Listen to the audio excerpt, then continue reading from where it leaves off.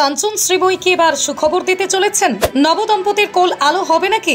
বিয়ের 1 মাসের মাথায় কি নতুন অতিথি আসছে? হঠাৎ হাসপাতালে ধরা পড়লেন মিসেস মল্লিক। শুয়ে আছেন বেডে। আচমকা হলোটা কি মল্লিক বধূর? দেখুন তো।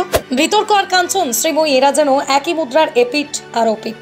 বিয়ের পর থেকেই দুজনের পিছনে ধাওয়া করেছেন নোংরা নোংরা তর্ক বিতর্ক। তবে এবার যে চর্চাটি সামনে এসেছে সেটি নিয়ে টলিপাড়ায় হইচই পড়ে গিয়েছে। ঘটনার সূত্রপাত শ্রীময়ী চট্টরাজের একটি ছবিকে ঘিরে, যেখানে দেখা যাচ্ছে হাসপাতালে বেডে শুয়ে আছেন মল্লিক পত্নী। গায়ে আবার নীল রঙের রোগীর পোশাক, হাতে সেলাইনের পাইপ।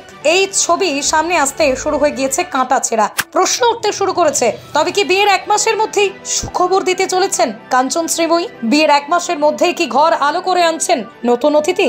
এবার কি বাবা মা হবেন মল্লিক দম্পতি? নেটিজেনদের মনে মাথায় এটাই এখন ঘুরে বেড়াচ্ছে। তবে শ্রীময়ীর হাসপাতালে শুয়ে থাকার ছবিটা মোটেও সুখবরের ছবি নয়। আসল ঘটনা নিজেই পরে সামনে এনেছেন।